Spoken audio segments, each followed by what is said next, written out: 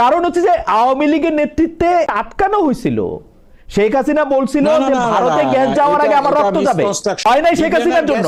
ভাই খালেদ ভাই, রপ্তানি করে নাই বিএনপি সরকার, আর ক্রেডিটটা দিলেন আপনি আওয়ামী লীগকে। না না, এটা মিসকনস্ট্রাকশন। এটা কোথায় মিসকনস্ট্রাকশন ভাই, আপনি বলেন। আপনার শেখ হাসিনাকে আপনি ক্রেডিট দিচ্ছেন। শেখ হাসিনা এই 2000 সালে বলে নাই যে গ্যাস আমরা রপ্তানি করবো, এই কথা বলে নাই, সে জোর গলায় বলে নাই। 50 বছরের মজুদ রাখা, মজুদ রেখে কিন্তু গ্যাস রপ্তানি কথা তো বলছিল। 50 বছরের মজুদ রাখা গ্যাস রপ্তানির কথা সবচেয়ে বেশি বিএনপি সরকার বলছে ভাই, ক্ষমতায় আইসা।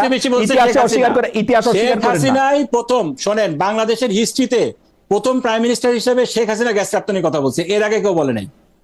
মানে আমি বুঝি নাই আপনার কথা। আপনি বলেন। আমি বাংলাদেশ স্বাধীন হয়েছে 1971 সালে। হ্যাঁ, শেখ মুজিবও গ্যাস রপ্তানির কথা বলে নাই, শহীদ জিয়াও গ্যাস রপ্তানির কথা বলে নাই, এরশাদও বলে নাই, খালেদা জিয়াও বলে নাই। আপনার এটা পলিটিক্যাল জার্গন ডক্টর মোমেন। আমি আশা করব যে আপনি ইউ উইল কারেক্ট ইয়োরসেলফ, কারণ শেখ হাসিনা বলছে যে আমি 50 বছরের মজুদ রাইখা বাংলাদেশের কোন জ্বালানি রপ্তানি করব। সাইফুর রহমান সাহেব বলছে মাটির নিচেই সম্পদ রেখা লাভ কি। বেগম জিয়া বলছে এইটা হচ্ছে, আমার কথাই হচ্ছে সাইফুর রহমানের কথা, আমি অর্থনৈতিক সিদ্ধান্ত নিতে চাই। আমার দেশের মাহমুদুর রহমান, তিনি তখন জ্বালানি উপমন্ত্রীর দায়িত্ব পাইছেন, জ্বালানি উপমন্ত্রীর দায়িত্ব পাইয়া উনি টাটাকে জ্বালানি উপমন্ত্রীর দায়িত্ব পাইছেন, সে তখন উনি টাটাকে গ্যাসের প্রবাহ দিতে চাইয়া ওইটা করতে চাইছেন এবং আমাদেরকে বুঝাইছেন যে কেন এটা ভালো হবে। এটা তো আপনি ইচ্ছা করলে দোষ চাপাইতে পারেন। ক্ষমতায় নেওয়ার 1 মাসের মধ্যে সাইফুর রহমান বিবিআনার গ্যাস আর এয়ার গ্যাস দিল্লিতে পুরোটা রপ্তানি করতে চাইছে, বলছে মাটির নিচে গ্যাস রেখা লাভ কি।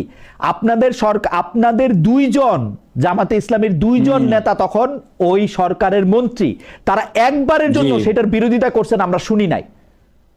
আপনারা তো শুনবেন না, সেই সময় আমরা বিরোধিতা করেছিলাম বলেই তো এটা হয়। এটা হয়েছিল, করেন নাই বিরোধিতা, হয় নাই শেখ হাসিনার জন্য, হয় নাই শেখ হাসিনার জন্য, হয় নাই বাম দলগুলির জন্য। ভাই খালেদ ভাই, রপ্তানি করে নাই বিএনপি সরকার, আর ক্রেডিটটা দিলেন আপনি আওয়ামী লীগকে। না না, এটা কি ফেয়ার হলো? কারণ হচ্ছে যে আওয়ামী লীগের নেতৃত্বে এবং গণতান্ত্রিক অন্য ঐক্য, এই যে আজকে জুনায়েদ সাকি, ওদের নেতৃত্বে সেটা আটকানো হয়েছিল। শেখ হাসিনা বলছিল যে ভারতে গ্যাস যাওয়ার আগে আমার রক্ত যাবে। এটা মিসকনস্ট্রাকশন। এটা কোথায় মিসকনস্ট্রাকশন ভাই, আপনি বলেন। সাইফুর রহমান বলছিল, আপনি আমাকে বলেন, সাইফুর রহমান বলছিল কিনা মাটির নিচে গ্যাস রেখা লাভ কি আমরা ভারতে এটা পাঠাবো? সাইফুর রহমান অবশ্যই বলেছিল, আমরা বিরোধিতা করেছিলাম ভিতরের থেকে। না, কোনো একটা বিরোধিতা সংসদে করেন নাই। ডক্টর মোমেন, আপনি বোধহয় বিদেশে ছিলেন। ডক্টর মোমেন, আপনি বোধহয় বিদেশে ছিলেন। না না না, আমি বিদেশে ছিলাম না, আমি 2001 সাল থেকে বাইরে পড়াশোনা করেছি। ঠিক আছে, ডক্টর মোমেন, আপনি কি আমাকে একটা ডেট বলতে পারবেন? আমি কি ওই যে লাইব্রেরি থেকে বই আনায় দেখবো আপনারা কবে প্রতিবাদ করেছেন, কোন পত্রপত্রিকায় কি ছাপা হয়েছে? আচ্ছা ঠিক আছে, আপনাকে আমি বলছি, এখনো এটা সাক্ষী আছে। আপনি মাহমুদুর রহমান, আমার দেশের সম্পাদক আছে, ওনাকে জিজ্ঞেস করতে পারেন। ইন্ডিয়াতে মাহমুদুর রহমান সাহেবকে তো বাধ্য করা হয়েছিল টাটা থেকে 1 টাকা দিয়া ওইখানে স্টিল মিল করার জন্য। আমাকে বলতে দেন, আপনি ওনাকে জিজ্ঞেস করেন, ভেরিফাই করেন। সেই সময় শুধু গ্যাস রপ্তানি না, অনেক বিষয়ের ক্ষেত্রে ইন্ডিয়ার পক্ষে বিএনপির মধ্যে লবিং ছিল। আপনারা জানেন, আমি নাম বলতে পারি কিন্তু নাম বলছি না, আমাকে শেষ করতে দেন, 1 মিনিট বলতে দেন আমাকে। সেই সময় আপনার ইন্ডিয়ার টাটা কোম্পানি তাদেরকে গ্যাস সাপ্লাইয়ের গ্যারান্টি দিয়ে বাংলাদেশে কারখানা করার জন্য একটা লবিং চলছিল। আমার শহীদ পিতা মওলানা মতিউর রহমান নিজামী, আমি চ্যালেঞ্জ দিয়ে বলতে পারি, সেই সময় ওনাকে বলা হয়েছিল এটা যদি আপনারা কনসেন্ট না দেন তাহলে তো সবাই বলবে আপনাদের কারণে এটা হলো না। তারপরে তিনি কনসেন্ট দেয় নাই, বলছেন যে বাংলাদেশের গ্যাসের ইজারা। আমি একটা কথা বলি, কোম্পানিকে দেওয়া হবে। আমি শেষ করতে টাটার স্টিল মিলের জন্য গ্যাস দেওয়ার জন্য তখন উনি জ্বালানি উপমন্ত্রী মাহমুদুর রহমান সাহেব আমাদেরকে সংবাদ সম্মেলনটাকে কথা বলছেন তিনি। আমি রিপোর্টার হিসাবে উনার সংবাদ সম্মেলন কভার করছি, তো মাহমুদুর রহমান সাহেব বলছেন যে কেন টাটার গ্যাস দিতে হবে। এখানের মধ্যে মতিউর রহমান নিজামী সাহেব যদি কোনো ধরনের বিপক্ষে কথা বললে থাকতেন, ট্রাস্ট ইউ মি, আমরা এটা সবার আগে জানতাম। বিকজ আপনাকে আমি চ্যালেঞ্জ দিলাম, আপনি মাহমুদুর রহমান সাহেবকে আনেন, আমাকে আনেন, আমি জিজ্ঞেস করবো ওনাকে এই কথা উনি বলছিলেন কিনা। মাহমুদুর রহমান সাহেব যে এই কথা বলছিলেন, আমার নিজের মুখে শোনা, কে বলছিল, কে কাকে বলছিল আপনি বলেন তো? মাহমুদুর রহমান সাহেব মাহমুদুর রহমান সাহেব মতিউর রহমান নিজামী সাহেবকে বলছিলেন? না, আমি তো সেটা বলি নাই। ওনাদেরকে জামাতকে বলা হয়েছিল, জামাতকে ক্যাটাগরি জামাতের সভাপতিকে হয়তো আমি বলছি মতিউর রহমান নিজামী, উনি তো ছিলেন ক্যাবিনেটে, ওনাকেই বলা হয়েছিল। কে বলছিল? যদি আপনার কে বলছিল এটা তো আমি বলবো না, আপনি মাহমুদুর রহমান সাহেবকে আনেন, আমি ওনার সামনেই বলবো। ওনাকে ক্যাটাগরিক্যালি বলা হয়েছিল যদি টাটার এই বিনিয়োগটা ফিরে যায় দোষ হবে আপনাদের, এবং সেখানে সবকিছু কিন্তু রেডি এই ছিল। কথা কি মাহমুদুর রহমান সাহেব বলছিল মতিউর রহমান নিজামী সাহেবকে? না আমি না মাহমুদুর রহমান সাহেবের কথা বলিনি। কারণ মাহমুদুর রহমান সাহেব তখন মাহমুদুর রহমান সাহেব ছিল বিনিয়োগ বোর্ডের চেয়ারম্যান। মাহমুদুর রহমান সাহেব টাটা সবচেয়ে বড় সাপোর্টার ছিল। হ্যাঁ না কিসের? হ্যাঁ এক্স্যাক্টলি। কারণ জ্বালানি হ্যাঁ মাহমুদুর রহমান সাহেবই তো এই প্রস্তাবকে অ্যাকনলেজ করছিলেন। মাহমুদুর রহমান সাহেব আমাদেরকেও বলছিলেন যে এইটা হইলে আমাদের ভারী শিল্প। আমি বরং এটা বলতে পারি মাহমুদুর রহমান সাহেবের সাথে উনি তো ভালো বলেন, কেমিক্যাল ইঞ্জিনিয়ার, MBA, উনি আমাদেরকে হিসাব করে দেখাইছিলেন যে কেন এটা হইতে হবে। ওই সময় যারা ক্যাবিনেটে ছিল, ওই সময় আমির খসরু মাহমুদ ছিল, তারপরে আরো যারা ছিল তারা বলতে পারবে, কিন্তু আমার নিজের বাবার মুখে শোনা এবং অন্যদের কাছ থেকে আমি এটা ভেরিফাই করেছি, এখানে ক্যাটাগরিক্যালি ওনাকে প্রশ্ন করা হয়েছিল, যে বলা হয়েছিল যে ব্লেমটা কিন্তু আপনাদের হবে টাটার এই বড় বিনিয়োগ যদি ফিরে যায়। কিন্তু সেই সময় উনি অ্যাক্টিভলি বিরোধিতা করেছেন আমার শহীদ পিতা মাওলানা মতিউর রহমান নিজামী, যার কারণে টাটার ওই গ্যাসের গ্যারান্টি ক্লজ এটা নিশ্চিত করতে পারে না, যার কারণে এটা বিনিয়োগ করেনি। এইটা আমি বলবো সেটা যে আপনার এই বিবিআনা গ্যাসের ক্ষেত্রে এটা সাইফুর রহমান সাহেবের আইডিয়া ছিল, এটা বেগম জিয়ার সায় ছিল না, জামাতের কোনো মন্ত্রীর সায় ছিল না, আমাদের কোনো সায় ছিল না, যার কারণে এটা হয়। আমি আপনাকে বলি বেগম জিয়া কি বলেছিলেন। বেগম জিয়া বলেছিলেন সাইফুর রহমান সাহেবের কথাই উনার কথা। আচ্ছা, তারপরে তো হয় নাই, কোনো না কোনো কারণ তো হয় নাই। কেন হয় না? সেই সময় বিএনপি ওভারওয়েলমিং মেজরিটি নিয়েছিল, আপনাকে বলছি যেটা আপনি জানেন, কিন্তু রাজপথে আন্দোলন করা হয়েছে। শোনেন সেই সময় বিএনপি, শোনেন সেই সময় আওয়ামী লীগ রাজপথে আন্দোলন করার মতো কোনো পজিশনে ছিল না, সরকার জাস্ট ক্ষমতায় এসেছে। সেই সময় বিএনপি যা চাইতো তাই করতে পারতো, শুধুমাত্র আমরা ভিতর থেকে বিরোধিতা করেছি বলে এই জিনিসটা হয়নি। মুখে সাইফুর রহমান এবং বেগম জিয়া একরকম চালাইছে, ভিতর থেকে আপনারা বিরোধিতা করে আটকাইছেন। ভিতরে আমাদের স্ট্রং বিরোধিতা ছিল, অবশ্যই বিরোধিতা ছিল। ওকে, তো উপরে দিয়ে বলেন না কেন? শেখ হাসিনাকে উপরে তো আমরা সেভাবে তো কোনো 5 বছর আমরা সরকারের জোট সরকারের পার্টনার ছিল, আমাদের ফোরাম ছিল তো ভিতরে, আমরা বাইরে কেন বলতে যাব? আপনার শেখ হাসিনাকে আপনি ক্রেডিট দিচ্ছেন, শেখ হাসিনা এই 2000 সালে বলে নাই যে গ্যাস আমরা রপ্তানি করবো, এই কথা বলে নাই, সে জোর গলায় বলে নাই। 50 বছরের মজুদ রাখা মজুদ রেখে কিন্তু গ্যাস রপ্তানির কথা তো বলছিল, 50 বছরের মজুদ রাখা গ্যাস রপ্তানির কথা সবচেয়ে বেশি বিএনপি সরকার বলছে। ভাই ক্ষমতায় আইসা ইতিহাসে অস্বীকার করে শেখ হাসিনাই প্রথম, শোনেন বাংলাদেশের হিস্ট্রিতে প্রথম প্রাইম মিনিস্টার হিসেবে শেখ হাসিনা গ্যাস রপ্তানির কথা বলছে, এর আগে কেউ বলে নাই। মানে আমি বুঝি নাই আপনার কথা। আপনি বলেন। বাংলাদেশ স্বাধীন হয়েছে 1971 সালে, হ্যাঁ, শেখ মুজিবও গ্যাস রপ্তানির কথা বলে নাই, শহীদ জিয়াও গ্যাস রপ্তানির কথা বলে নাই, এরশাদও বলে নাই, খালেদা জিয়াও বলে নাই। আপনার এটা পলিটিক্যাল জার্গন ডক্টর মোমেন। আমি আশা করব যে আপনি ইউ উইল কারেক্ট ইয়োরসেলফ, কারণ শেখ হাসিনা বলছে যে আমি 50 বছরের মজুদ রাইখা বাংলাদেশের কোনো জ্বালানি রপ্তানি করব। সাইফুর রহমান সাহেব বলছে মাটির নিচে সম্পদ রেখা লাভ কি। বেগম জিয়া বলছে এইটা হচ্ছে আমার কথাই হচ্ছে সাইফুর রহমানের কথা, আমি অর্থনৈতিক সিদ্ধান্ত নিতে চাই। আমার দেশের মাহমুদুর রহমান তিনি তখন জ্বালানি উপমন্ত্রীর দায়িত্ব পাইছেন, জ্বালানি উপমন্ত্রীর দায়িত্ব পাইয়া উনি টাটাকে হ্যাঁ জ্বালানি উপমন্ত্রীর দায়িত্ব পাইছেন, সে তখন উনি টাটাকে গ্যাসের প্রবাহ দিতে চাইয়া ওইটা করতে চাইছেন এবং আমাদেরকে বুঝাইছেন যে কেন এটা ভালো হবে।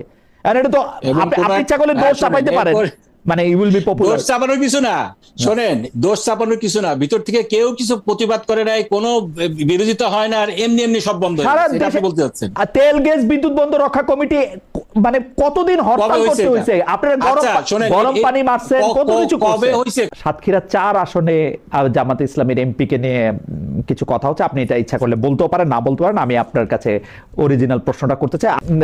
ব্যারিস্টার ডক্টর নজিবুর রহমান মোমেন, সেই প্রশ্নটা হচ্ছে যে 24-এর 5 আগস্টের পর ঢাকাস্থ পশ্চিমা কূটনীতিকদের সঙ্গে জামাতের শীর্ষ নেতাদের প্রায়ই উঠা বসা দেখছি আমরা।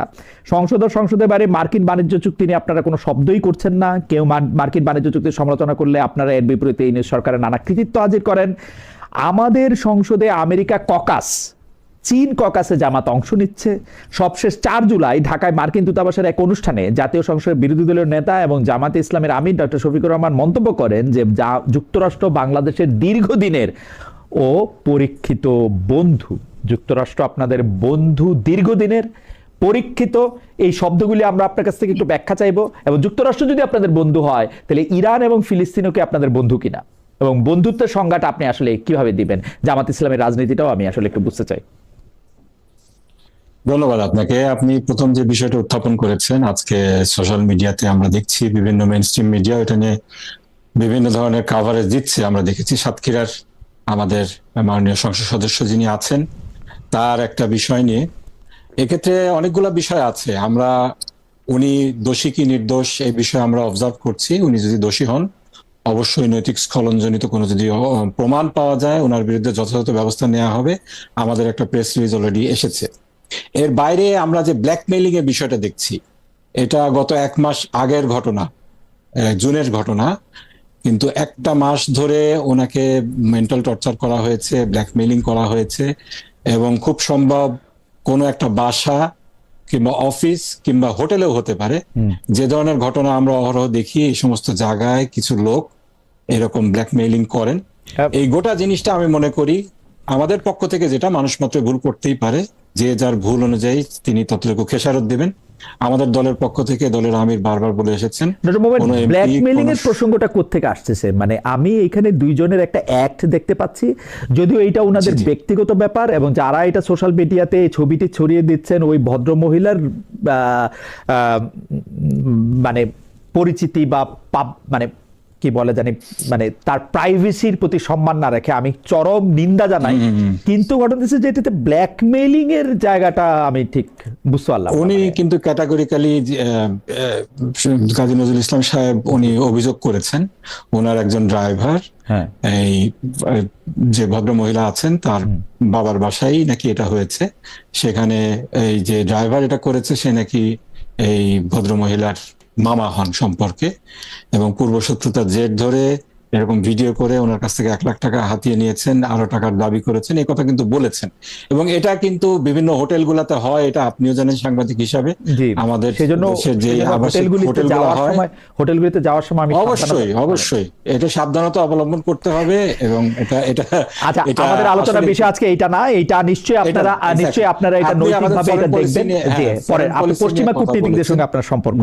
জি ফরেন পলিসি নিয়ে কথা বলেছেন ডক্টর শফিক। অবশ্যই বলেছেন বাংলাদেশের অকৃত্রিম বন্ধু, দীর্ঘদিনের পরীক্ষিত বন্ধু, এইটা আসলে একটা কূটনৈতিক কার্টেসি। বাংলাদেশের উনি জামাতের কথা কিন্তু বলেননি, উনি বাংলাদেশের কথা বলেছেন। বাংলাদেশের বর্তমান যে ফরেন পলিসি রয়েছে সেখানে অবশ্যই আমেরিকা আমাদের একটা উন্নয়নের যে পার্টনার। একই সাথে আমরা আমাদের যে মুসলিম বিশ্বের সাথে কমিটমেন্ট আছে, সেক্ষেত্রে ইরানও অবশ্যই আমাদের বন্ধু রাষ্ট্র, বন্ধুপ্রতিম রাষ্ট্র। ফিলিস্তিন আমাদের বন্ধুপ্রতিম রাষ্ট্র। ফিলিস্তিনের পক্ষে গাজায় যখন আক্রমণ হয়েছে সেখানে আমরা কত বড় ডেমনস্ট্রেশন করেছি বাংলাদেশে, সেটা আপনি দেখেছেন। প্রেস রিলিজে আপনারা আমেরিকার নাম বলেন নাই। জামাতের একজন শীর্ষ নেতাকে আমি জিজ্ঞেস করছিলাম, বলে যে সব সময় সবকিছুর নাম বলতে হয় না। না এটা তো আপনারা এটা আপনাদের রাজনীতি হতে পারে ডক্টর মোমেন, কিন্তু আপনাদের রাজনীতিটা কিন্তু আপনারা গাছেও 2001 সালে যখন ইরাকের বিরুদ্ধে আক্রমণ হয়েছে সেটাকে তিনি ক্যাটাগরিক্যালি নিন্দা করেছেন সংসদে দাঁড়িয়ে। সেটা বক্তৃতার রেকর্ড আছে, আপনি যদি চান আমি দিতে পারবো। সেখানে অন্যায় যুদ্ধ বলেছে, একটা পরাশক্তি যুদ্ধ চাপিয়ে দেওয়ার চেষ্টা করছে বিশ্বকে, এটাও উনি বলেছেন। আমাদের সেই স্ট্যান্ড থেকে আমরা সরছি না, কিন্তু একই সাথে আমাদের দেশের উন্নয়নের পার্টনার, স্ট্র্যাটেজিক পার্টনার আমেরিকা সেখানে আছে। আমরা কিন্তু যেই বাণিজ্য চুক্তির কথা বললেন সেটা নিয়ে আমরা কিন্তু কথা বলেছি, কথা বলি নাই সেটা না। এক্ষেত্রে আমাদেরকে যেভাবে দায় দেওয়া হয়েছিল, প্রথমে আমাদের মাননীয় পররাষ্ট্রমন্ত্রী বলেছিলেন এটা নাকি আমাদের সাথে কনসাল্ট করে তিনি এই চুক্তিতে গিয়েছেন। এটা আমরা ফ্ল্যাট বলেছি, আউটরাইট রিজেক্ট করেছি। আমাদের সাথে পররাষ্ট্রমন্ত্রী, তখন তিনি পররাষ্ট্রমন্ত্রী ছিলেন না, তখন তিনি ইভেন পররাষ্ট্র মনে হয় উপদেষ্টাও ছিলেন না, তিনি এটার মাস্টার মাইন্ড ছিলেন। তিনি আমেরিকাকে বলেছেন যে জামাত ইজ অন বোর্ড। আমরা বলেছিলাম আমাদের সাথে এই ব্যাপারে কোনো ডিসকাশন হয়নি। আমি নিজে আরেকজন মাননীয় এমপির সাথে এই আমেরিকান যে কনসুল জেনারেল আছেন তার সাথে আমরা বৈঠক করেছি। আমরা বলেছি আমরা বুঝতে চাই এটার মধ্যে কি আছে।